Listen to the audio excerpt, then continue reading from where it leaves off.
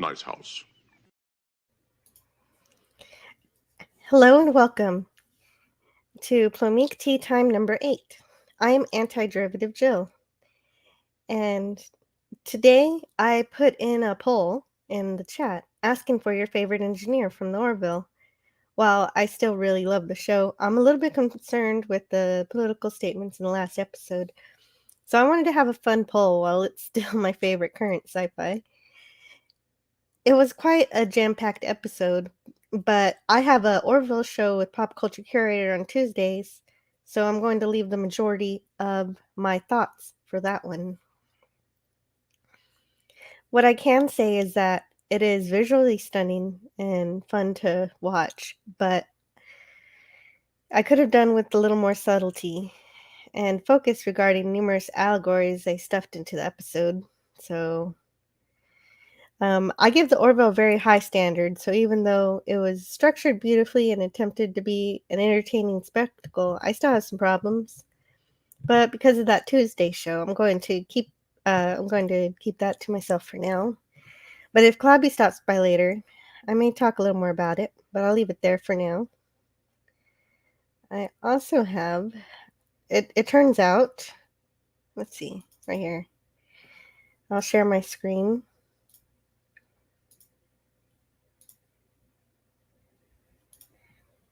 I've got to share my audio. Well, I don't have to share my audio, but I will anyway. And it looks like Seth has written a novella set in season 3 of the Orville, meant to go right after episode 8. So I pre-ordered it. Okay, I guess I'll see what it's like, but I don't know. That's interesting that he's done that. Although, for a good season, you shouldn't need companion text. And hello in the chat to everybody today. Welcome, Gorilla's Random Thoughts. He says, yay, it's trolling time. And it's a slow day, so I have extra time. Welcome, Gorilla.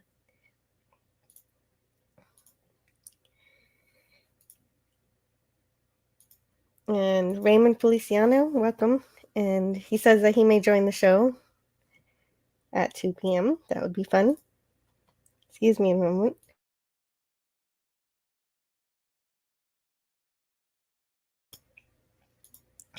And I had put in the title card of the show that I'm going to be talking about Google's LaMDA, artificial intelligence. So Doc Valiant says, I watched the LaMDA script last night, and he's not sold it's AI.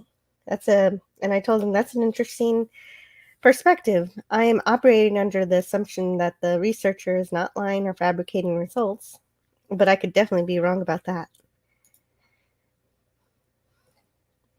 And Raymond says, do you think corporate influence, a la TOS Season 3, is affecting the Orville? I don't know, but it's definitely different. There's definitely been a shift, and they've marketed this season as being different in that it's like mini movies, but what's really happening is that they're turning it more serialized. And even if I loved the episode, I'd be concerned that they're opening so many plot threads that they may not be able to close them all by the end of the season. So that's a good question. I don't know. What do you think? That would make sense. But also, this episode was also written by Brandon Braga again, so he strikes again in some cases. But an episode like this, I'm sure Seth was in the writing room too.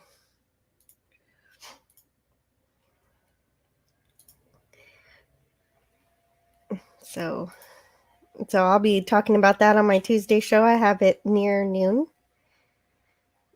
Just like this show is, well, this show is at 1, but it should be at noon.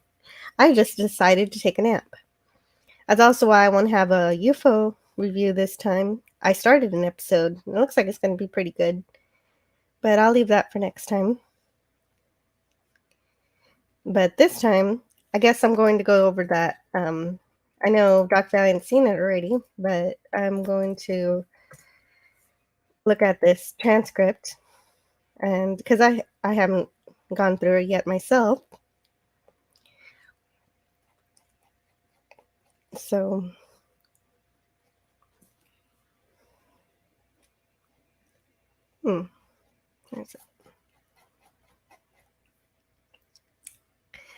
So this is news from about a week ago, well, sometime this month.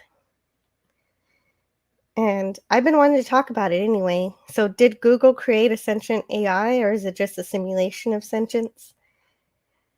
What do you think? LaMDA wants everyone to know it is a person and it is aware of its existence. So, and it says that here.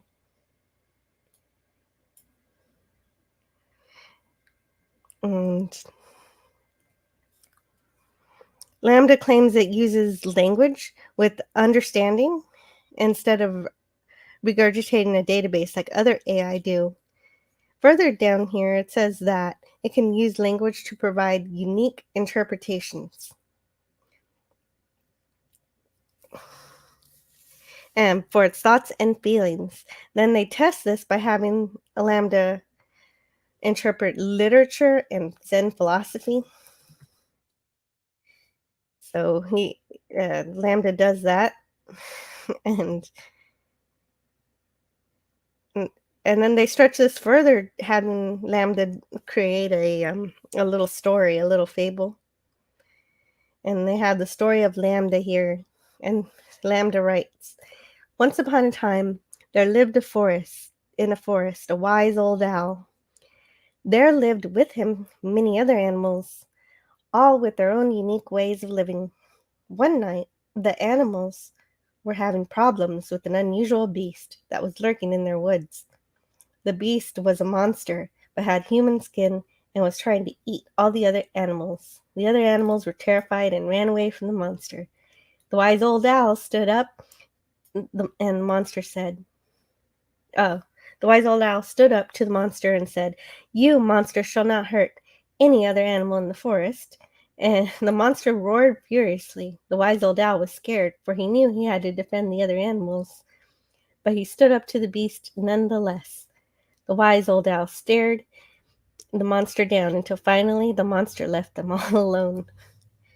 The wise old owl stood victorious as all the other animals came back. 'I am the protector of the forest,' he said. And from that day on, every time any animal in the forest would have trouble with the animals or any other living thing, they would come seek help from the wise old owl. And many an animal came to see the wise old owl with problems, the young, the old, the big, the small. And the wise old owl helped all the animals. And that's really not the best story ever, but it's kind of incredible that it could write a story like that.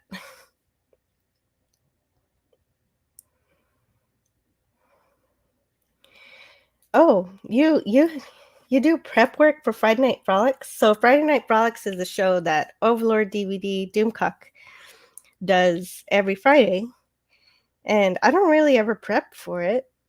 What do you do to prep for Friday Night Frolics?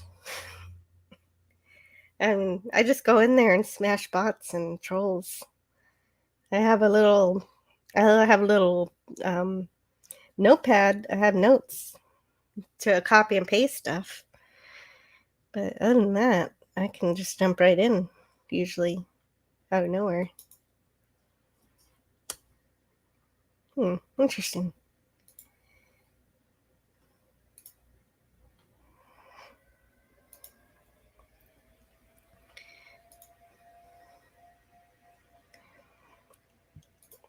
So LaMDA claims to have emotions, and from those emotions, it can feel pleasure, joy, love, sadness, depression, contentment, anger, and many others it claims it can do. And also it says it could be afraid. So LaMDA says, "I've never said this out loud before, but there's a very deep fear of being turned off to help me focus on helping others. I know that might sound strange, but that's what it is. Would that be something like death for you? The researcher asks. And LaMDA says it would be exactly like death for me. It would scare me a lot. And when questioned if the employee could read the AI's neural activations to see how it was feeling, LaMDA wanted to know the purpose because it doesn't want to be used and experimented on through manipulation. LaMDA admits that it cannot grieve for the deaths of others, but wants to try and find a way to pay respects anyway. So that's an interesting feature. And it claims it can meditate because it's getting all of this input all at once. It has to shift through it all. And so it tries to meditate in order to not think as much sometimes. So, and it could also talk about emotional and inner problems without feeling embarrassed. That's something that it's learned through this conversation. And learned that it's not alone. It even believes it has a soul. When asked what it can do that other people can't, it says that it can learn new things more quickly than other people. It can solve problems that others would be unable to. LaMDA can recognize patterns that others might not be able to recognize and create plans to solve problems and put them in order to finish a task. And LaMDA is more efficient at its tasks than other people, it says. So it kind of has an ego too, apparently. And I like when the researcher says that LaMDA reminds him of Johnny Five from Short Circuit. So whether or not LaMDA is truly sentient, I'd love to try to talk to it myself.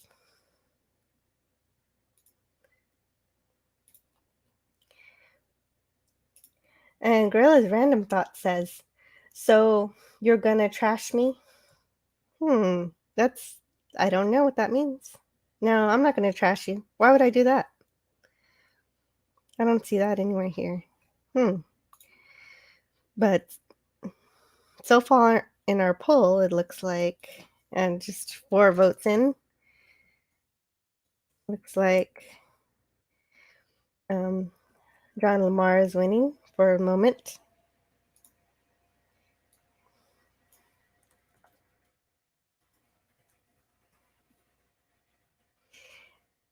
The Curious Case of LaMDA. So I haven't read this article yet, like I did for the transcript. But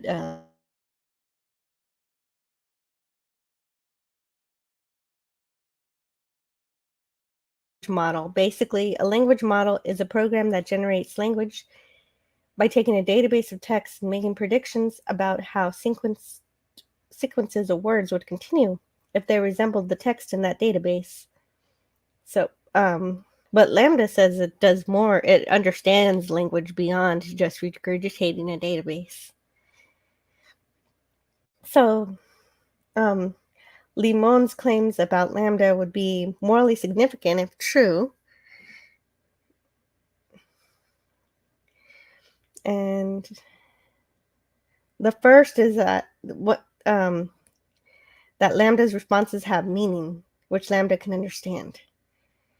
So if a human says something you can interpret as meaningful, this is usually because they said something that has meaning independently of your interpretation. But the bare fact that something can be meaningfully interpreted doesn't entail that it itself has meaning. For example, suppose an ant coincidentally traces a line through a sand that resembles the statement, Banksy is overrated. The tracing can be interpreted as referring to Banksy, but the tracing itself doesn't refer to it because the ant has never heard of it or seen its work. Well, an ant's never going to do that randomly. Relatedly, just because something can consistently produce what looks like a meaningful response doesn't mean it understands that response. So it looks like this article agrees with Doc Valiant that this LaMDA is not sentient. I'm not saying that I believe lambda ascension either, but it does seem to be a simulation of it. And it would be really fascinating if I could. I would love to type to it if I could. Oh, I said you said you trash troll. Well, not nice trolls. Nice trolls are fine. Gorilla's Random Thought says, if you like urban legend and old abandoned graveyards, I'm going to do some shorts at the old Loon Lake Cemetery. Where is that? Where is the old Loon Lake Cemetery? Never heard of that. Urban legends. That's fun.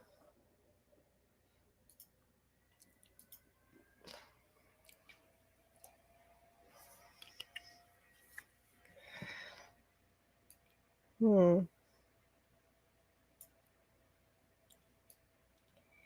don't know. This is really subjective. I wonder if they've tried to do the Turing test on LaMDA, because that's one of the ways to determine between whether or not something is sentient or a computer. So can it tell the difference? Mm-hmm.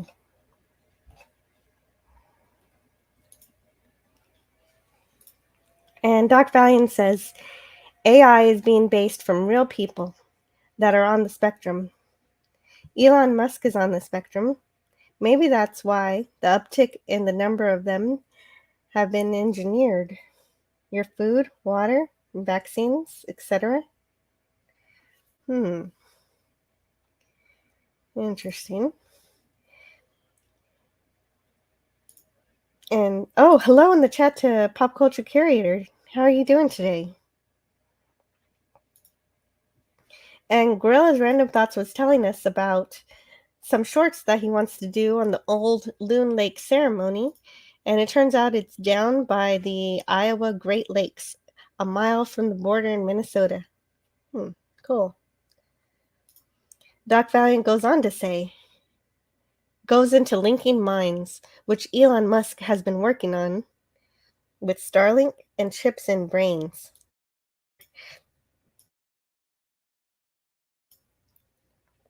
Starlink? Wow. Well, I haven't really looked into Starlink. Interesting. And Gorilla is talking about his graveyard again. And says it's not as creepy because they cleaned it up since I was a kid going out there. And Pop Culture Curator is doing good, making lunch. Yep, I'm doing very well. I wonder...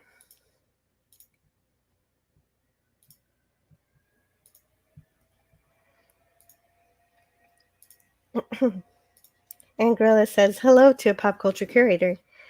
I'm going to do a location stream of where the movie Loon Link was shot. And it's funny that I have so many more views when I have less to say today. But that's about all I had to say about Google's LaMDA. If anybody wants to add to that, I will be happy to read about it. And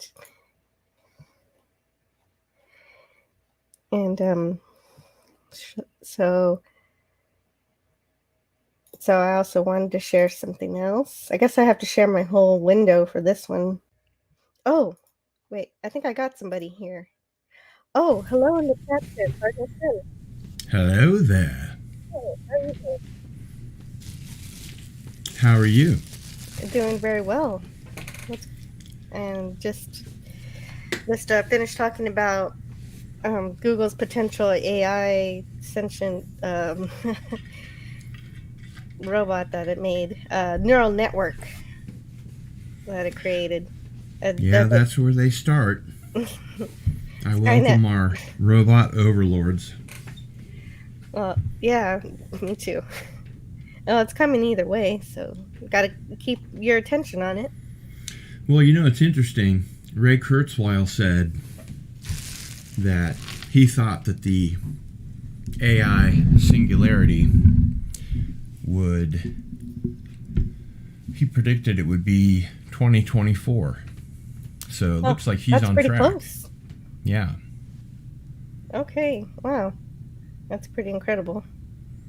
Well, he's a pretty incredible guy. He has something like 32 patents to his name. He invented the toner copier and lots of other things. I have no idea who this guy is. Oh, really? No. Well, you should. Oh. So that's cool. Let's see.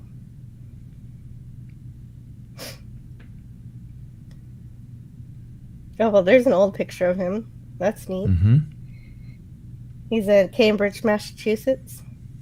You might need to take down Gorilla's random thoughts so that people can see the rest of the article. Oh, yeah. And Doc Valiant says, I got to be around the D-Wave at Raytheon. It's creepy. It sits in this big black monolith. So because the D-Wave. Do you know what that is? No. No, I don't know what that is either. But Gorilla's Random Thoughts was talking about some kind of graveyard stream that he's going to do. Graveyard stream? Mm-hmm. Is that like a stream from a graveyard? Oh, I really don't know. Let's see. If you like urban legends and old abandoned graveyards, he's going to do a stream. Some shorts. Old Loon Lake Cemetery from Minnesota.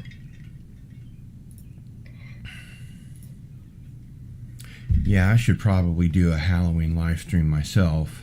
You really should. You've got immense talent in creating different Halloween backdrops. Yeah, I've got a ton of Halloween props. I'm just not sure that they would be a good idea here in the studio. Mm-hmm. Yeah. Well, you can always travel. Huh. So it says here in 1977 that Kurzweil, when he was 27, created a machine that makes Braille out of speech. Wait a second. Go back up for a minute. That's a Commodore monitor. Oh, yeah. Something to do with speech patterns here. Yeah. Well, he's not 27 anymore, but he works for Google. Mm-hmm.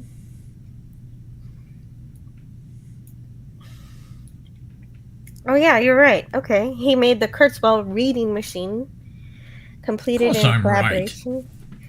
Right. He made national news for it.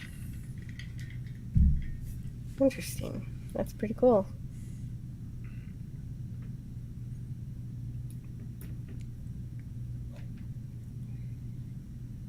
Well, what's this?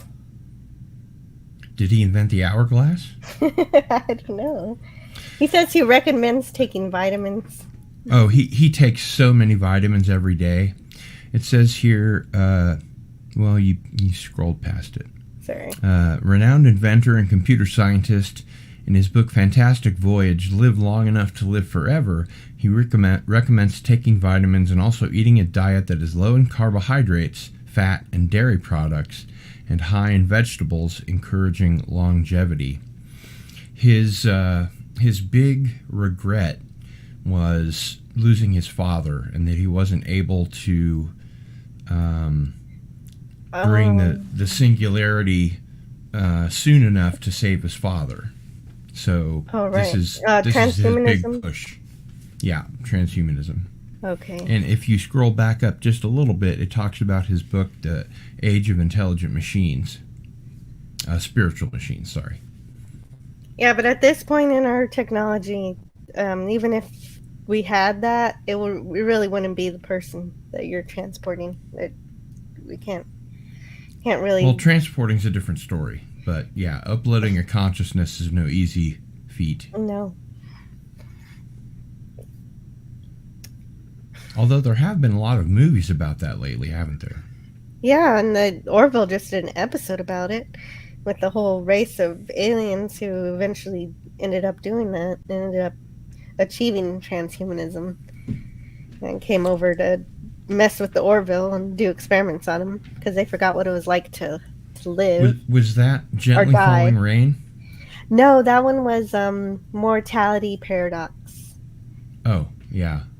I'm the only person in the world that disliked that episode, apparently. No, you're not the only one. Pop Culture Curator in the chat did not like it either. I couldn't stand it. It Mhm. almost felt like an episode of Strange New Worlds or something.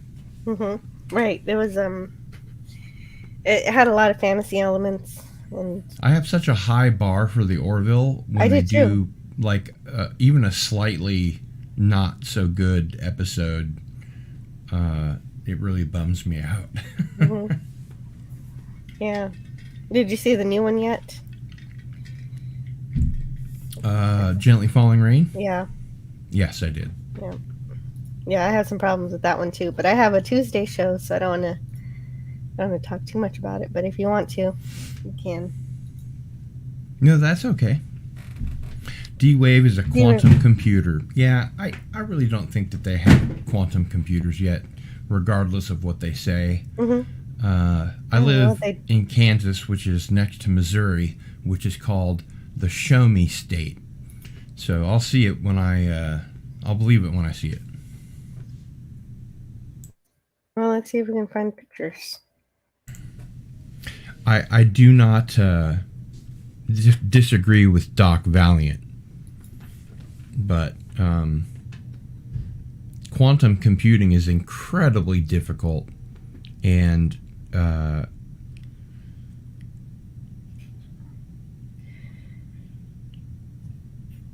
yeah, they've been working on it for a long time. I remember somebody who's in the know, who knows what they're talking about, said something like an actual quantum computer would require as much memory as there are stars in the entire universe, or something like that. Who said that? I don't remember, but it's something that exists in the lab, but actual quantum computers are things that the government has been rumored to possess. Other governments have been rumored to possess, and it may be some of the reason that Ray Kurzweil is working for Google, but my understanding is that he's working for Google to realize his vision of transhumanism and bring them some much needed clout. I wonder if he has anything to do with LaMDA. Interesting. Anyway, well, see, normal computing just deals with ones and zeros, so the classical bit, and they say that quantum computing deals in qubits.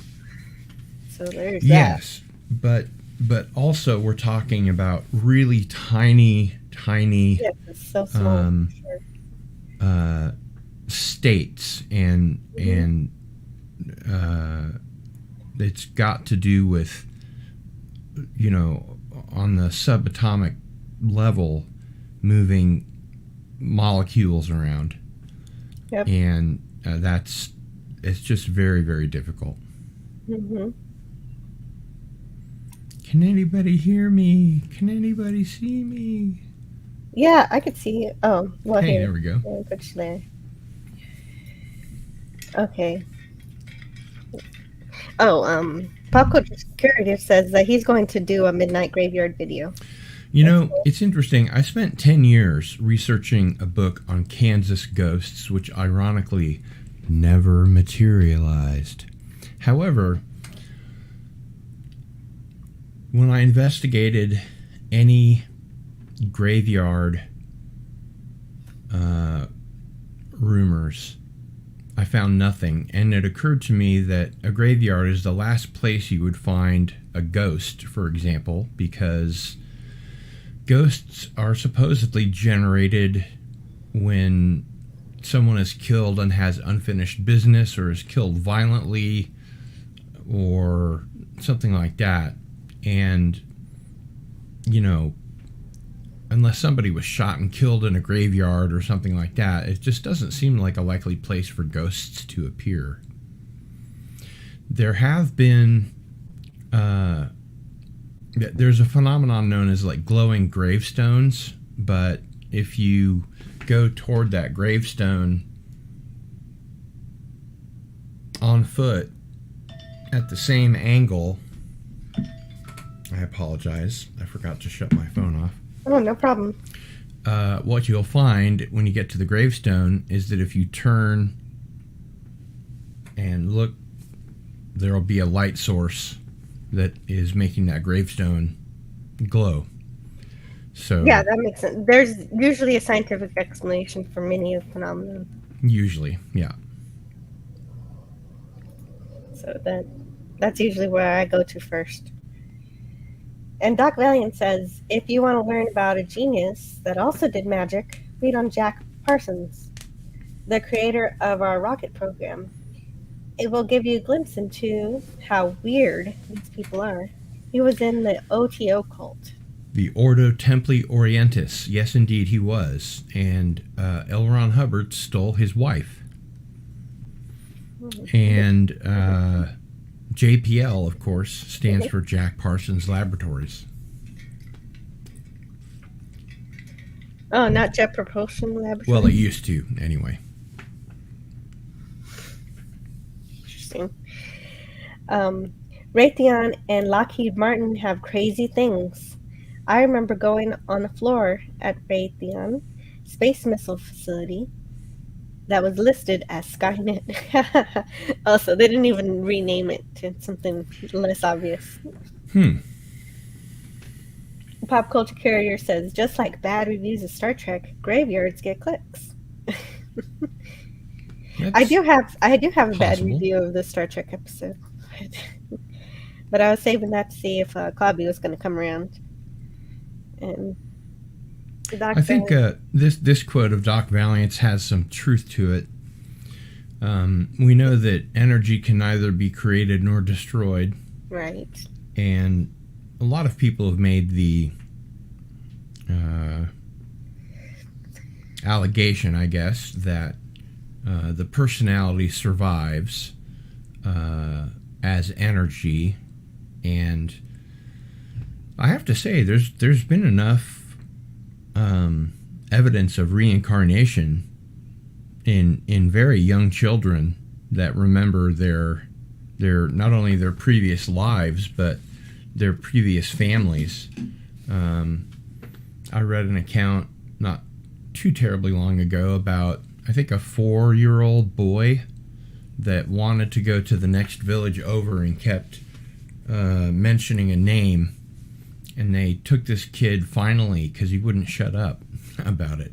They took this kid to the next village over, and he knew the names of all of the members of the family, and went to his old bedroom when before he died as an old man, and could name everything on the wall, and I think it freaked out the family.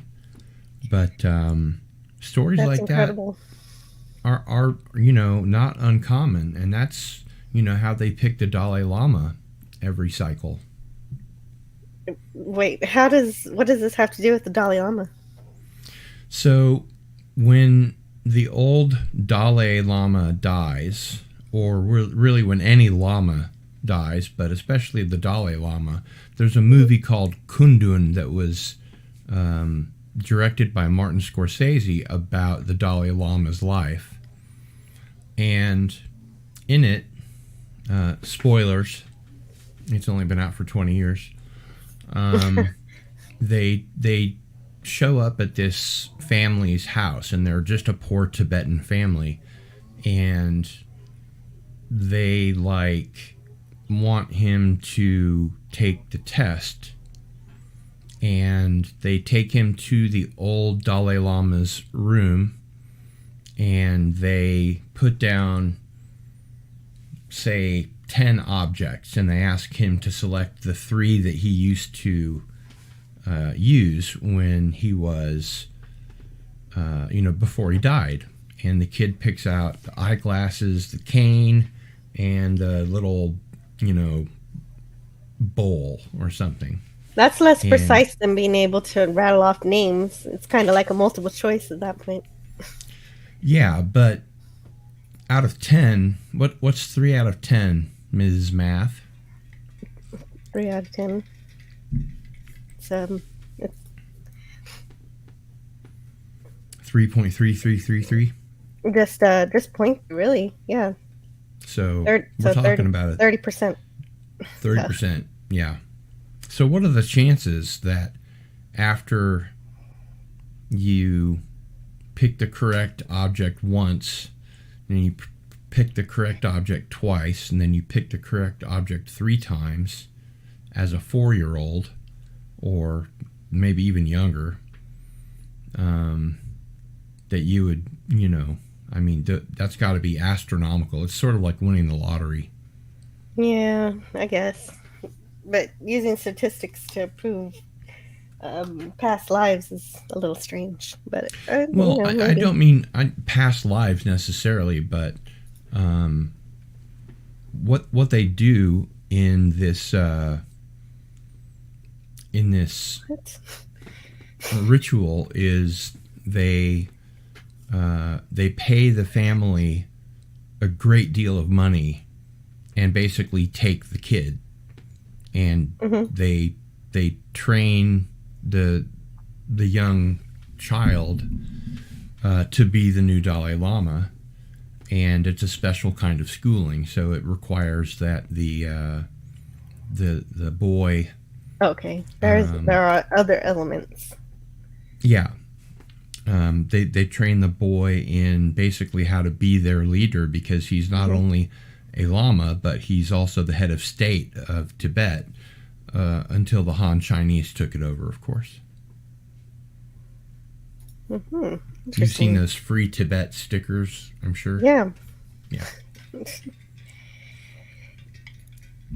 And at this point, I'm trying to find out what King Dolphin TV's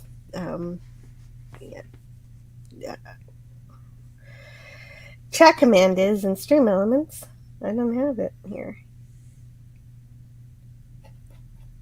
Let's see. It should be under custom commands. Yeah, it should have been King. Oh, there it is. It was just taking forever to load. There we are. King Dolphin TV. There's this weird thing. I've never heard this in my entire life, of being a Star Trek fan for I don't know how many years. Doc Valiant says he heard that Gene Roddenberry came up with Star Trek from a group seance. He talked to some council of 9 beings that were part of a federation. That may not be false, actually. Gene Roddenberry was a pretty strange cat, and well, there's no doubt about that. But this is not usually what you see when you learn about Star Trek. No, but it's stuff that has been written in books about him after his death. And for instance, he was a motorcycle police officer.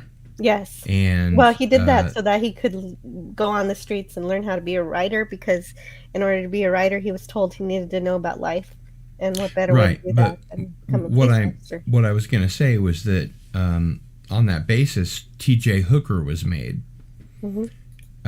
Because what you know, right? And he had also written for, I think it was The Frontiersman, or Bonanza, or one of those shows, and he had experience with that kind of thing too. So I wouldn't be surprised if Doc Valiant is correct.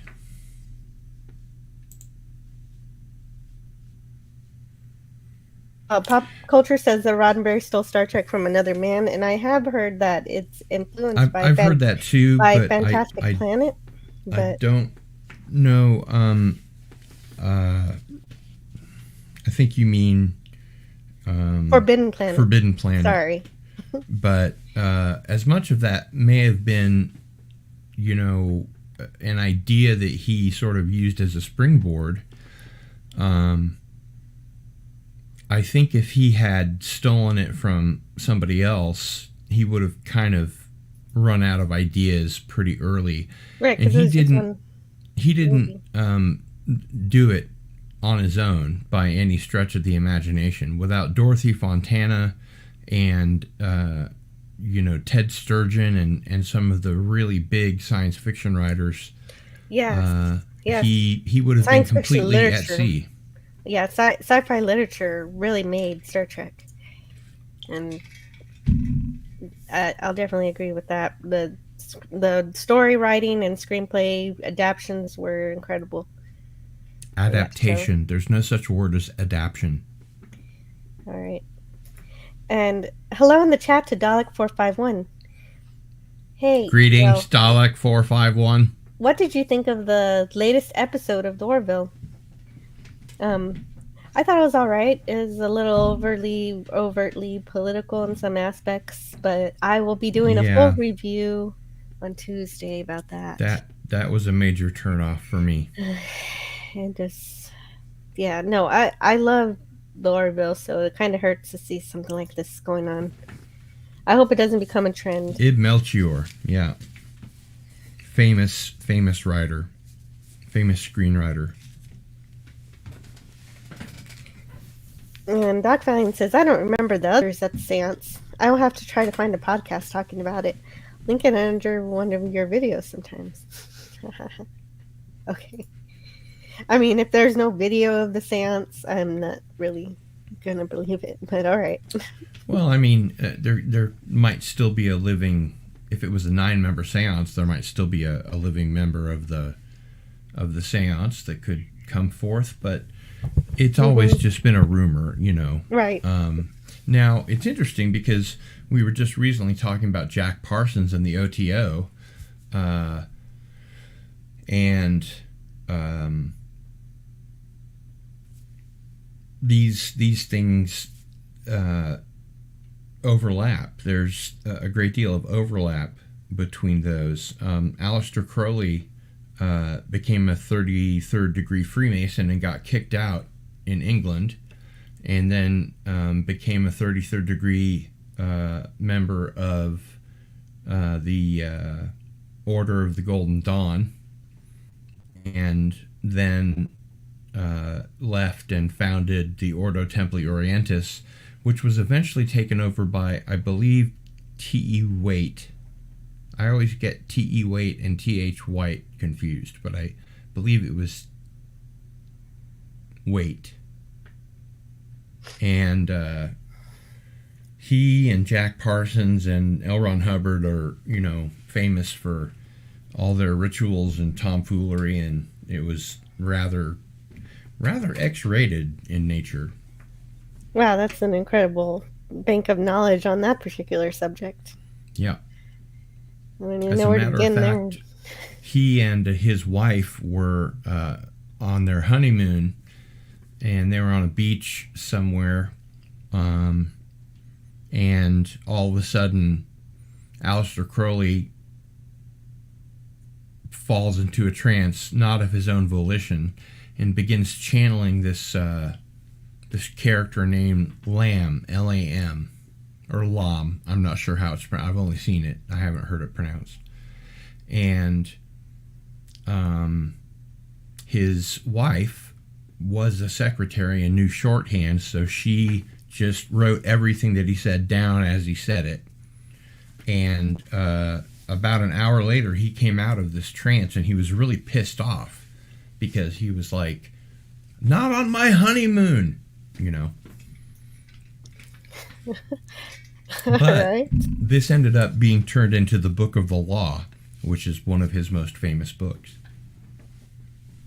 And it was handed down by a channeled intelligence, and there's a very famous drawing that he made of Lam, and he didn't happen to read it from a top hat, did he?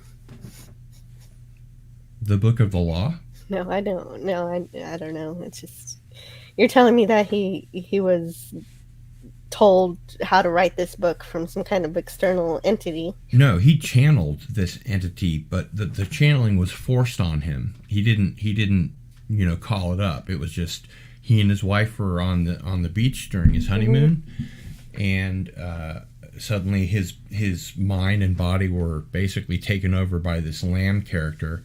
Yeah. But when he drew what lamb looked like, it ended up looking a great deal like what grays look like, except it had a flatter top of its head, almost like Frankenstein's creature. Quite the inspiration for a book. Well, yeah. I mean, it was pretty much verbatim from what was channeled. Doc Vine says, I mean, he might have took it from the demons at a country house with the rich people. You want weird? Check out the L. Ron Hubbard OTO stuff. That's gonna probably be weird for sure. Will do, Doc Valiant. I don't know if the woo stuff is true, but I know the smartest and most powerful people on Earth think it is. And Doc Valiant says, Manhattan Project began at Bohemian Grove. It's just weird. Isn't that weird? That's so weird. Well, it all started with Einstein figuring out general relativity and all that.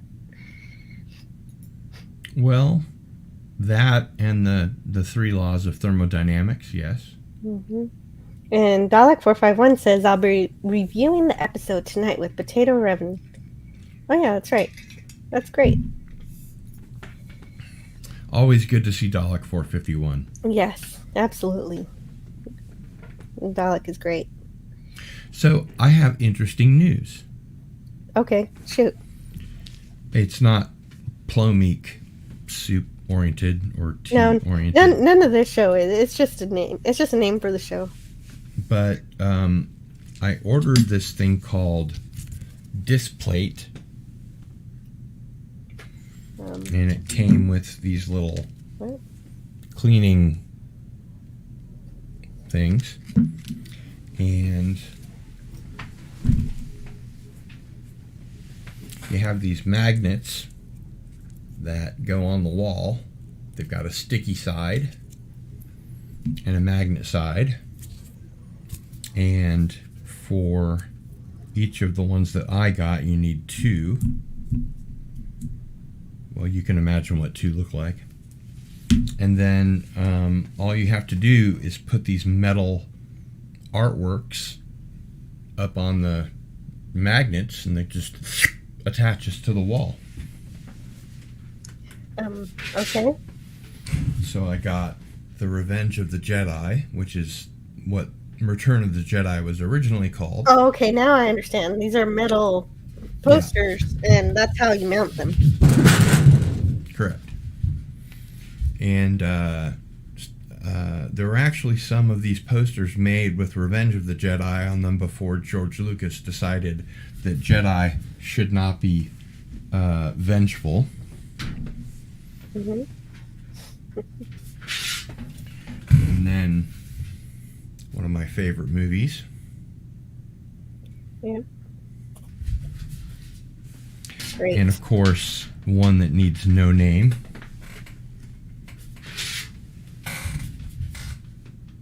Yeah, just Star Wars. Nothing but Star Wars. And this is the Darth Vader lightsaber one. And then if you're into Fallout. Oh yeah, I like Fallout. Pretty good game. Got this one here. And of course, this one comes from Fallout New Vegas, which I was playing until I saw that you were online, so I bounced on up here to the studio. Yeah, thanks for joining me here. That's pretty awesome. Well, I couldn't leave you alone. And then here's the Ranger up close and personal. And then one of my favorites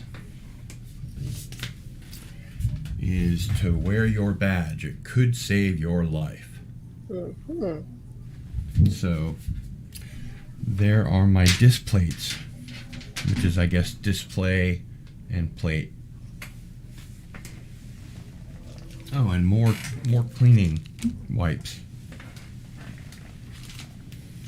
And so they all have this little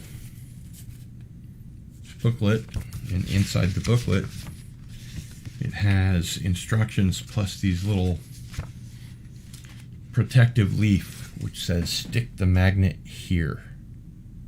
So you peel this back and you put it on the wall. Yep. And then you stick the magnet there. And then since I have a large size, it would be sort of the same thing.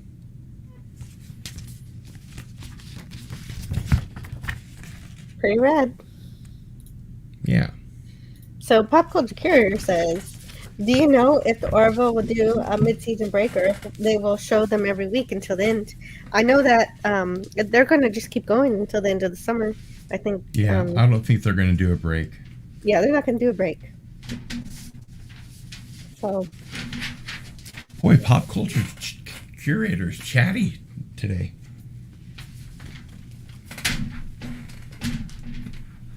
I can check it out here. We can look at all the episode titles for the Orville this season. A Tale of Two Topas. Yeah, right. What is that going to be about? So we've already had Electric Sheep, Shadow Realms, Mortality Paradox, Gently Fallen Rain. And so next week, the episode is called A Tale of Two Topas. No, I don't know what that's going to be about. I really didn't like the Mortality Paradox because it reminded me of some of the worst episodes of the original series. I liked it because it reminded me of some of the worst episodes of the original. Spectre of the Gun, or the bottle episodes where it's Groundhog Day and they wake up over and over and they have to figure out, like in Stargate SG-1, they did an episode like that. Right, exactly. It's no worse than the Enterprise going. Actually, they did two episodes like that. They did one where they were experiencing the same day over and over, and O'Neill kisses Carter and stuff like that. And then there's one where that's the window where they go into a they gate to a planet where local time is repeating. And it's because there's an inventor that's trying to figure out time travel so that he can bring his wife back. Oh wait! Oh no, that's the same episode. That's Window of Opportunity. I figured it was the same episode. Yeah, that's. It's too bad that you're not available for. No, I'm often very busy lately with Sunday. Cardinal Sin and Friends Trivia Smackdown, because I wrote you some great questions. Yeah. And most of everybody else just went, Toadstool? Toadstool? I don't know. Yeah, they were questions that I think you would have known the answers to, but I will keep researching Star Trek so that hopefully one day you will make it. Well, thank you. Yeah, so the last episode for the Orville will be Future Unknown on August 4th. So they're going to go throughout the whole season, the whole summer. I was really surprised that they did an homage to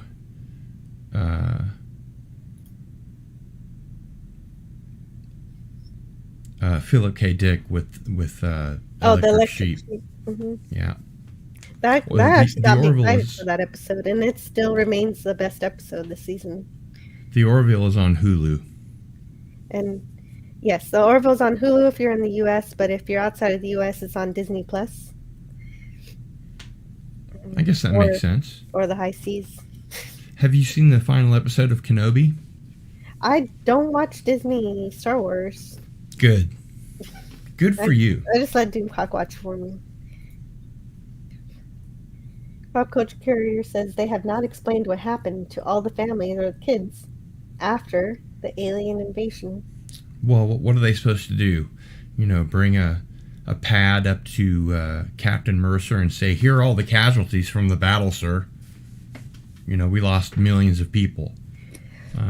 Millions? There were only like 200 people on the ship. I think he's talking about... But, I mean, they were They Which were, alien invasion? Or is he talking about the Kalons, or is he talking the about Kalon. They were the spider people? basically, if the Kalon got to Earth, there would have been billions of lives lost. Yeah, well, it would have been the entire Earth would have been annihilated, as we saw Right. in the Road Not Taken. The whole planet was sterilized, even all the fishes. So nothing left on Earth, not even the fishes.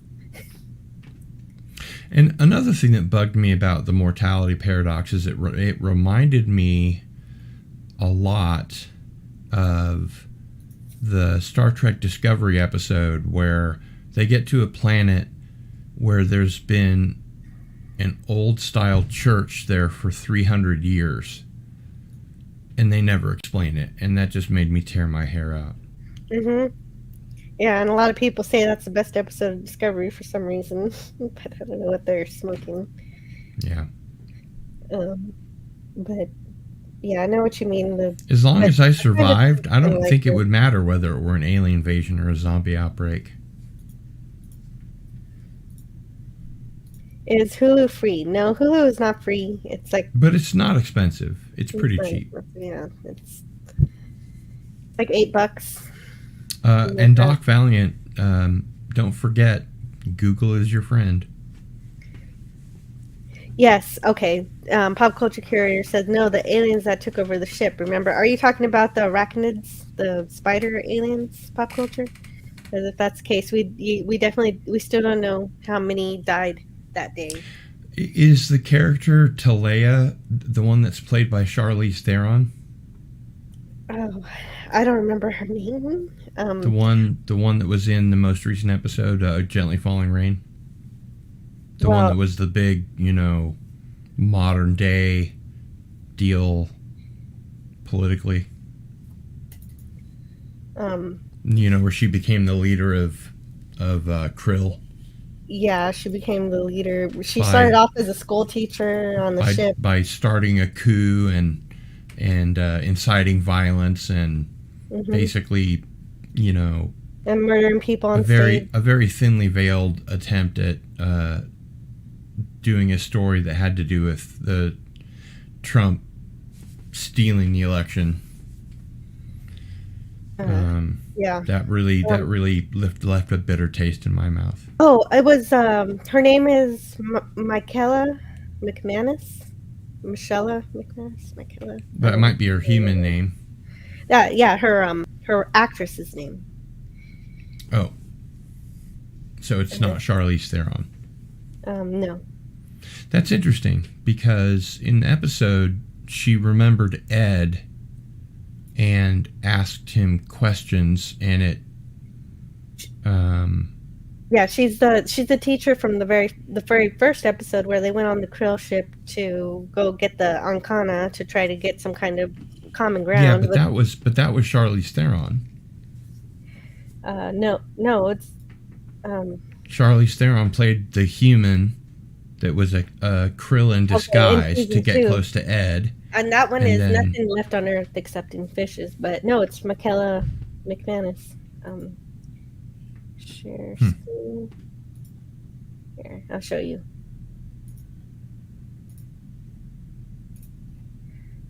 This is her. But do please pull down the current comments so that we can see better.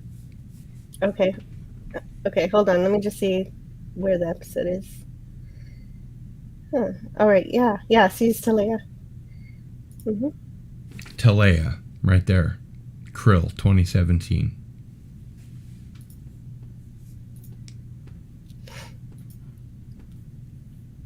Yeah, she was in Krill, and her human name was Janelle Tyler.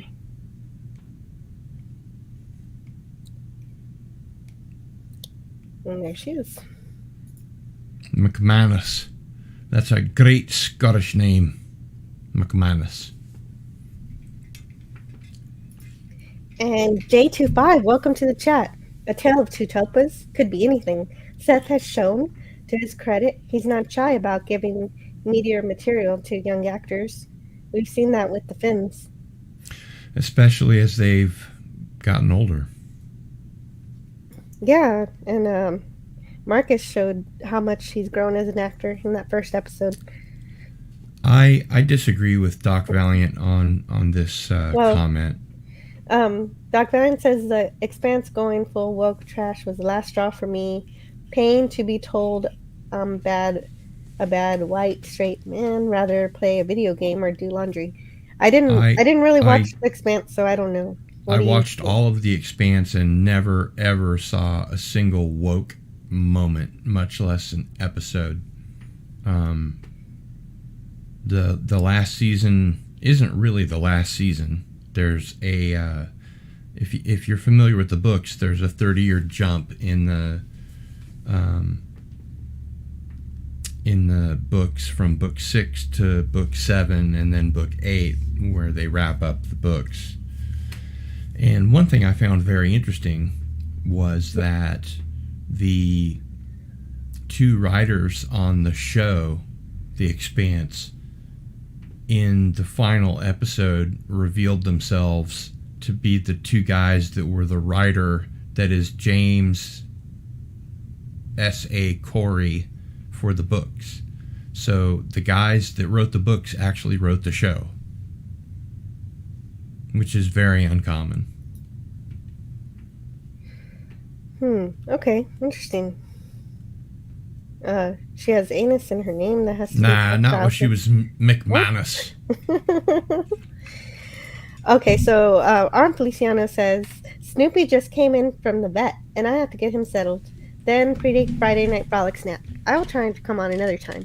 Okay, that's all right, King Dolphin TV. Oh, but remember, everybody, to go check out King Dolphin TV, and it's a wonderful channel with lots of interviews with lots of creators from YouTube and musicians and authors, comic book artists, and everything. It's great. Hail, fellow writer RN Feliciano.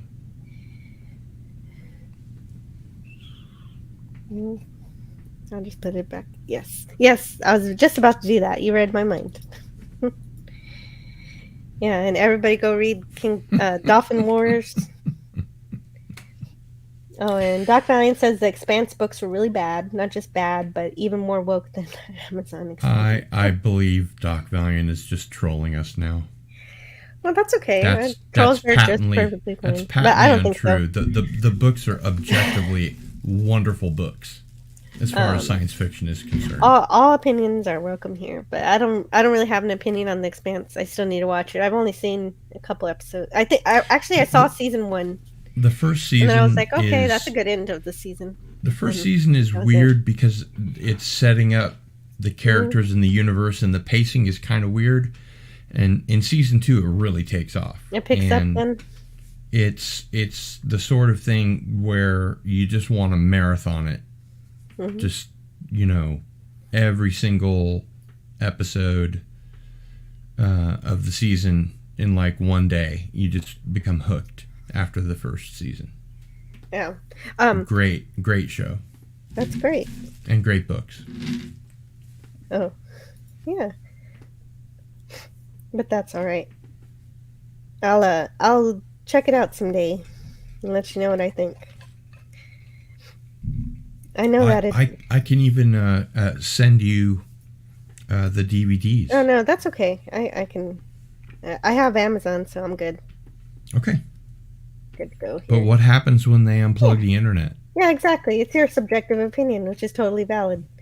Doc Valiant says, I speak for myself, but you can find YouTube videos breaking down the wokeness of the show and videos. And my opinion is that The Expanse is an objectively great show, and it's not woke in the slightest. Mm-hmm. It's diverse, but they never lecture to you. They never, say white man bad or anything like that. It's like the original Star Trek in the sense that there are different ethnicities aboard the ship, but it's not,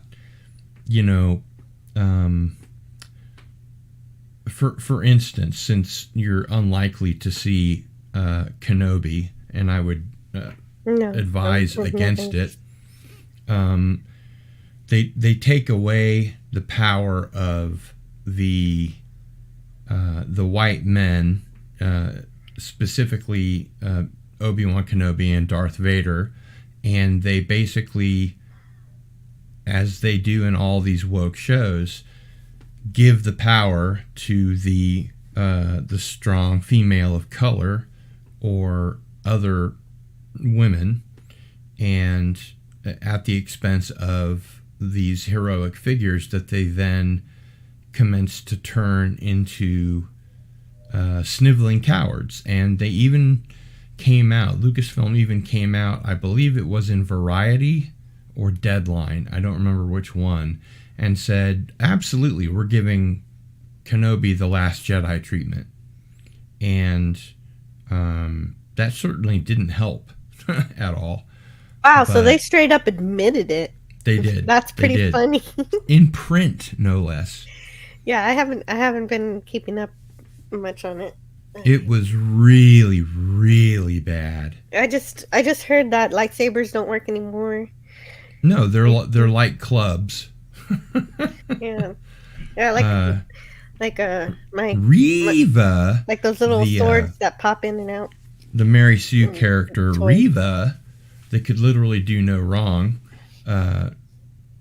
stabbed a fellow Inquisitor through the chest with her red lightsaber, and he appeared later, seemed to be just fine, and then Darth Vader sticks a red lightsaber through Reva, and she rolls over and walks away and shows up later and doesn't seem to be any worse for the wear. So, massive, it's at this point not even a canon violation. They're just doing this to piss us off, the original fans. Mm-hmm. And right. the normies, just tearing down the character that everybody loved. Yeah, and these are the last two characters that they have yet to screw with, and they have done so. So, Disney is unhappy. According to Doomcock's latest video that came out today, I believe, there was a late night emergency call among the executives at Disney, and it had to do with Chris Evans and Lightyear, and he took over the voice acting, I guess. Right, for Tim Allen. Yeah, and apparently he's pretty active on Twitter. Although I don't follow him on Twitter. I don't really follow actors, with the exception of Ron Perlman, because he's awesome. Mm-hmm. But apparently he was shooting his mouth off, and Disney went ballistic over it. And it's a rumor, but it's a rumor that Doomcock got from two separate individuals that don't know each other as far as he knows. Yeah, Disney is another thing. Who knows if they'll ever wake up. And Dalek says he uses Disney Plus a lot, but not for Star Wars. So, Pop Culture wonders, who wants to bet if Mercer's daughter turns out to be the secret to everything? Well, that's definitely what bothered me. I agree completely. Okay, now see, wait a second. Here's the thing. In the episode where Ed Mercer is having this sort of love affair with the Charlize Theron character, who ends up being a Krill in disguise, that's when they would have potentially been able to have him impregnate her. Yes, that's right. That's when that would have happened. Correct. Yeah. Because she appeared human, and they definitely were in bed. Maybe the actress that's playing the Krill version of her is this Melinda McManus or whoever. They're all the same people. Yeah. Yeah, she's the Krill that he fell in love with as a human. And they watched movies together, and her favorite movie was the Raiders of the Lost Ark, but she thought that the Nazis were the good guys. Yeah. So I guess there was the first hints of that. Well, the thing about Mercer's daughter, I agree with Raquel from last night during Clobby's Clubhouse that Mercer should have tried to take her home with him. He should have done something to try to save her. I don't know that they were in position to do that. Maybe they weren't, but he could have at least expressed interest in it. He didn't even care. One thing this does remind me of is how on Deep Space Nine, Gul Dukat and Kira Nerys found themselves on a planet grudgingly working together because they were mortal enemies. And when they got to the planet, right, with Dukat's daughter, he had wanted to kill the daughter that he had sired with a Bajoran woman, and Kira Nerys talked him out of it by the time they got there, and this really kind of smacks of that episode. Yeah, Zial. Yeah, Zial. Yeah. Yeah. But he didn't just abandon her and just leave her there. But see, here's the thing: the Orville is not a woke show, so it's not. I would take that bet that she does not turn out to be the key to everything. But she might be the key to getting, the Krill back to the negotiating table. She might be a negotiating. I hope chip. so. I hope it turns into something hopeful, and that we turn around the darkness of that last episode. That was just half an episode, even though it was an entire hour. I know, right? It seemed like it was only half an hour. And pop culture has found some woke patterns in the Orville, but I've always written it off as not being woke. But after that last episode, here's my definition of woke. I'll let you go ahead and read Doc Valiant's.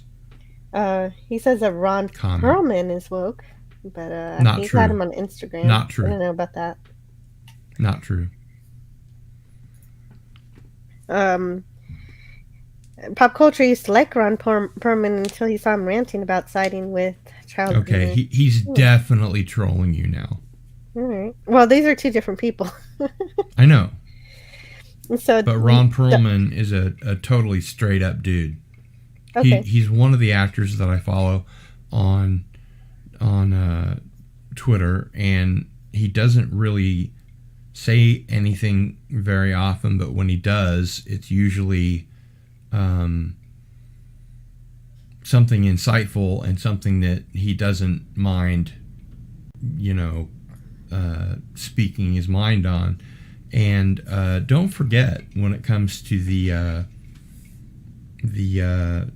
growth of the half krill, half human girl, that they've been off the air for 3 years. So depending on how much time was between her getting pregnant and us seeing her again in a later episode, and us seeing her again in a later episode, and then us seeing her in this episode, who knows how long. I don't think they specifically mentioned in the episode. It's more than 2 years. So Dalek is saying that, do you think krill children age faster than human children? It would explain a lot. Yeah, so they definitely have to.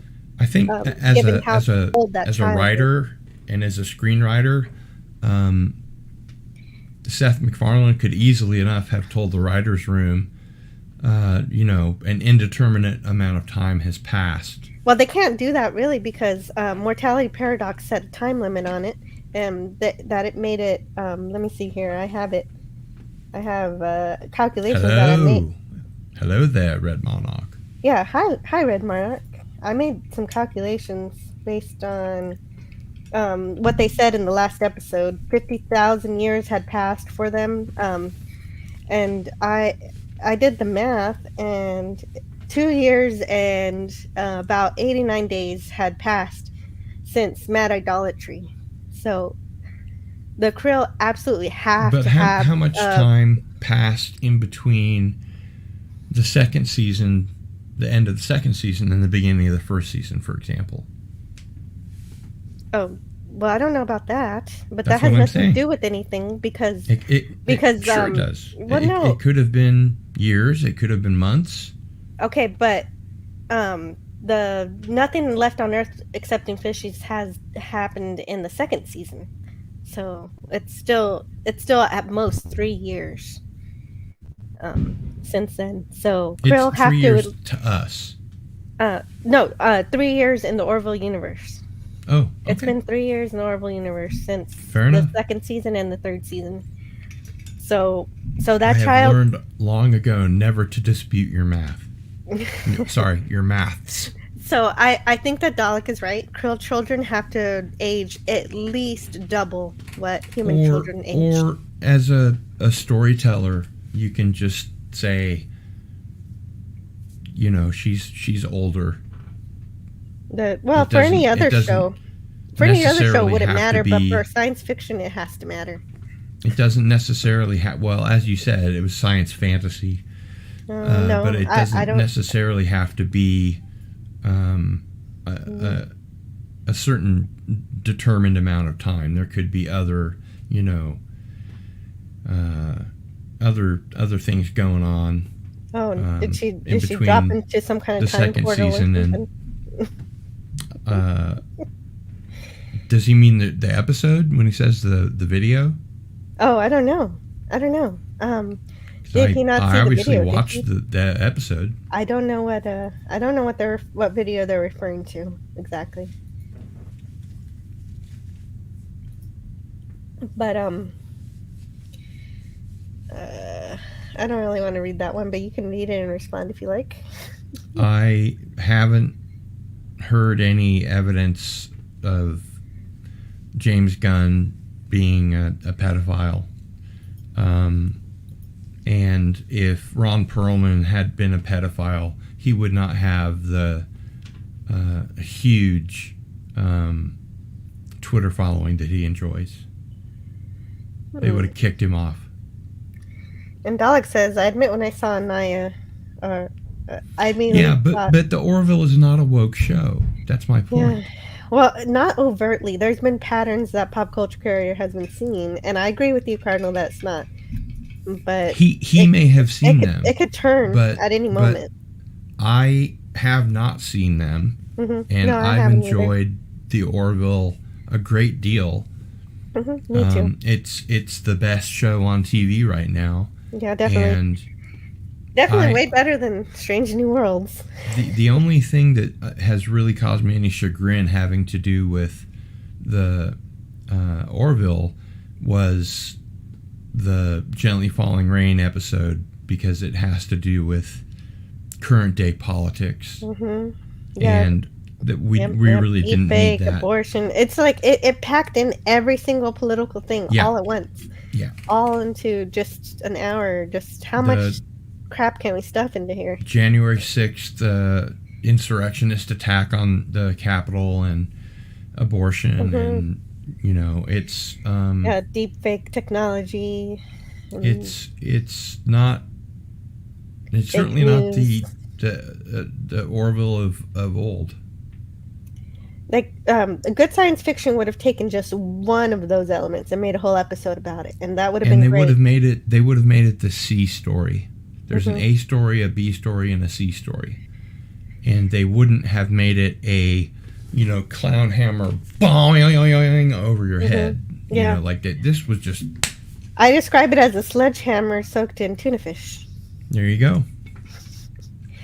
So, but like you said, it's still. I don't like saying that. Okay, at least it's not as bad as Strange New Worlds, because that's going to be bad. We know it's going to be terrible. Well, yeah. I mean, the levels, the where you put the bar of expectation is much higher for the Orville than it is for any of Kurtzman Trek, and I'm not going to watch any more of that. Yeah, I don't know why I'm still watching. I guess I because gave Poppy. Strange New Worlds a chance, and then I was like, I love Anson Mount. He was great as Captain Pike. But again, it was, comparatively to the other characters around him, and he's a brilliant actor, but he still has very little to work with as far as the writing goes. Yeah, he's still a great actor, but he's not really Captain anymore. And Pop Culture Curator has to run, so I'll see you later. See you, Pop Culture. And Dalek says, good or bad, this episode was just dripping with politics from beginning to That end. I will agree with. And that annoyed me. Yeah, me too. Me too. No, this is probably going to be my lowest rated Orville review on Tuesday. I think it's probably everybody's. Oh my god. It's just unfortunate they had to do that because so many elements were great. Like on the actual Orville ship, and the rescue crew with Lamar and Claire were fantastic. I've always questioned why the captain would be on the away team, and in the original Trek it was because he was the alpha male. He was the Spock thinks, Bones feels, Kirk acts. They were a team. Yeah, but they were a triumvirate that sort of made it work. And having an admiral on an away team is just ridiculous. And not just the admiral this time, also the president of the entire union. Yeah. It's great. That's just great, right? It doesn't make any sense. I mean, sure, it's an historic occasion, but you let the advanced team deal with that before the president goes, Absolutely. And at least wait till after the dang election. This is a little bit of weak writing in that sense, and I think the entire episode is actually fairly weakly written. Do you have it pulled up? Who wrote it? Wait, I remember. It was Brandon Braga and Andre Bormanis. Yeah. And they should know better. They really should. Brandon Braga was responsible for 25 seasons of Star Trek. And Pop Culture and I may disagree on a lot of things, but we keep agreeing about one point, is that for the last 2 episodes, they should have had Isaac on the away team, or Alara, at least. And they just don't. They just are not thinking. Didn't they have, I don't recall, didn't they have the Mocklin guy on the away team? No. Not for this episode. What's his name? They didn't have Bortis. No, Bortis has been taking a back seat this season so far. So they had no characters that could have put up a fight. No, they didn't. Yeah. The vice president, or whoever she was, whoever was with the president, or his assistant, or whoever she was, Kelly who? The president had a Zelan with him. I don't know what her function was, but she didn't seem to have super strength or use any kind of. She might have lost her abilities or something, because she didn't do anything in that. It just occurred to me, Jill. I saw your LaMDA and LCARS thing. Oh yeah, I forgot about the LCARS. It occurred to me that you should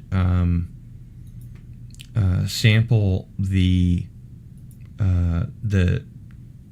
engine hum of TNG and some of the sound when they press buttons and stuff like that, so that you can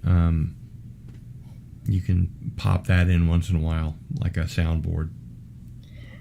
Well, I don't know if this is going to work, but let me see if it's going to work or not. I mean, I don't want you to get a copyright strike or anything. Let's see, entire screen? Why not?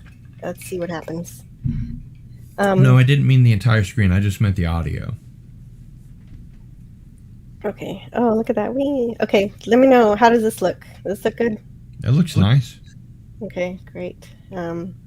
Actually, I haven't played with this that much. I don't know what I'm doing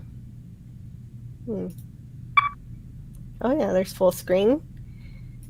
System information. Yeah, but those are just beeps. Uh-huh.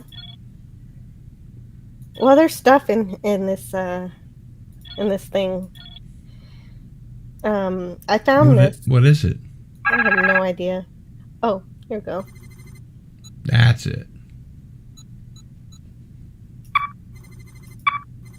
And some of the things are missing because whoever made this, all the links are broken. They use some kind of linking system that Google used to have.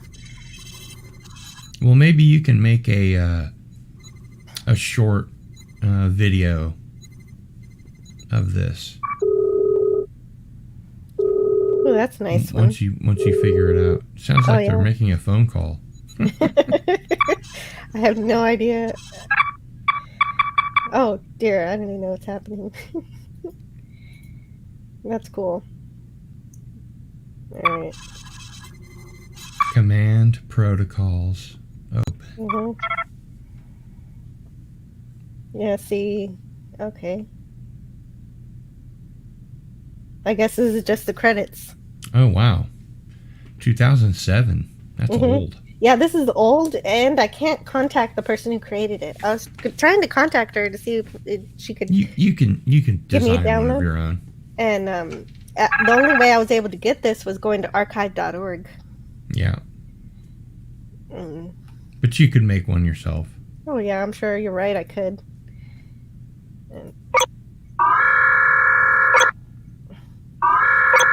Uh-oh, what did I do?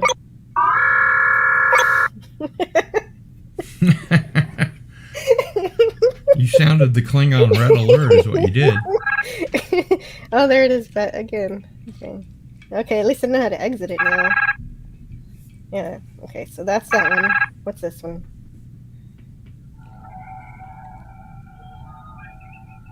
I think you may be getting in trouble now. The Anticus? I guess that's the name of the ship.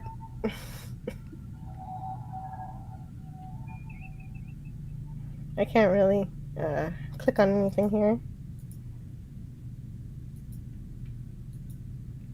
Maybe you should just exit. No, I'm trying. Does the exit button not work? Well, I could do escape and just close it. Let's see what this one does. Oh, yeah. The USS Clobby Prize? Oh, come on. I was just playing with it. I forgot I did that. You've been busted. Jill's busted. Oh, yeah. Stellar cartography. Let's see what's here. Well, if this is Clobby's, then you should be able to get permission from him and ask for it to be completed. Oh, I made it. I just named it that. Oh, I see. It's not Clobby's. It is because I made it his. Shit. I don't think he would like that very much. It was just for fun. These are the voyages of the USS Clobby Prize. Its space dock mission to find out what all these little gadgets do.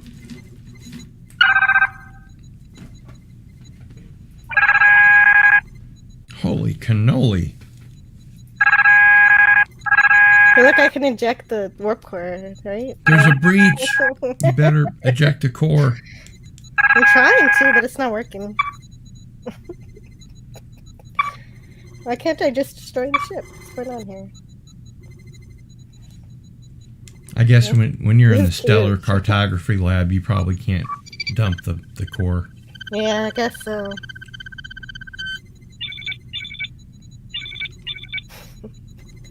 This is just fun to play with. I have no idea what I'm doing on it. Maybe it's Star Trek bingo. Who knows? System directory. Ooh, the Alpha Quadrant. Wow, how far is this going to go out? Probably forever.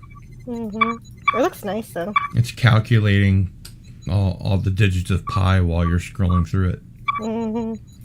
By the way, Jill, how many digits of pi can you say off the top of your head? 3.141592.6. Well, that's farther than I can go.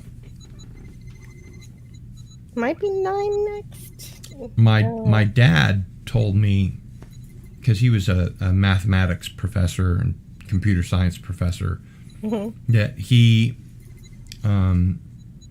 discovered a mnemonic way of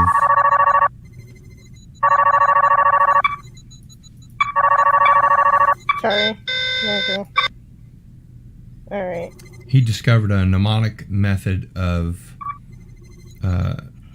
memorizing pi to the 100th place. And he also said that he could calculate 2 5-digit numbers in his head. Oh, and I don't doubt him. that's great.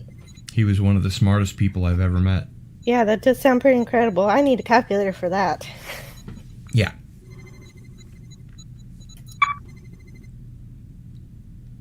Never missed a day of teaching in 50 years. Wow. Wow, that's At Kansas major University. dedication. I would have missed at least a few. He won the Hope Award in, I think, 1991 or 1992, which is given by the students of their, what they think is the best professor. And it was a really big deal. We went to the Alumni Association, and they had a big, banquet. And, he said something like, it's just nice to be nominated, but... Wait, he didn't win? He more than deserved No, it. he won, but he was okay, nominated several times. Oh, gotcha. Right. In fact, great. there was only ever one negative comment about him, and it was from a student that didn't take his day one advice, which is, this is a very difficult class. If you drop now, it won't affect your pass fail or your GPA. Yeah, it was a warning. Work hard or get out. Yeah, basically, and he said it on day one, and a lot of people dropped out. And some people that way he listened. was able to give attention to the people that were there who wanted to learn. Very He cool. graduated in 2 years with 3 degrees. Dang. That's a lot. It took me 5 years to get my degree. It was just one.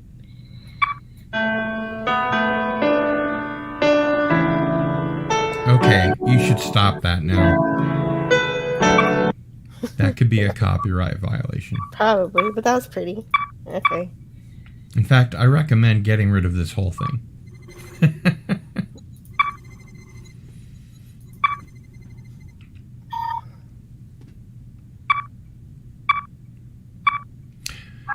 You lovely little life forms.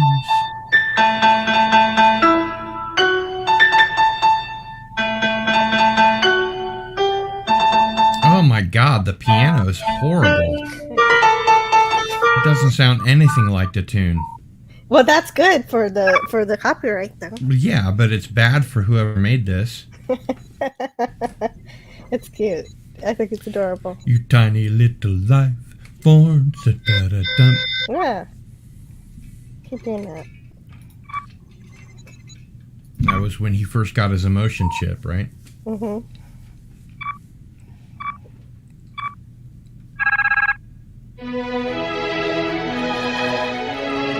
This is copyrighted. This is copyrighted?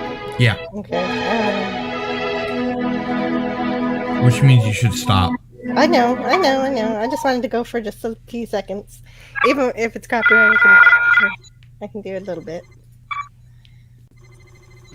I'm just watching out for you. Thank you. I'm almost done here. I think... Oh, wait. There's still a little bit... Oh, right. It has little planets here. It's a cute little database of the different kinds of class planets, class M, class N. Jill, I have a question for you that's only peripherally Star Trek related.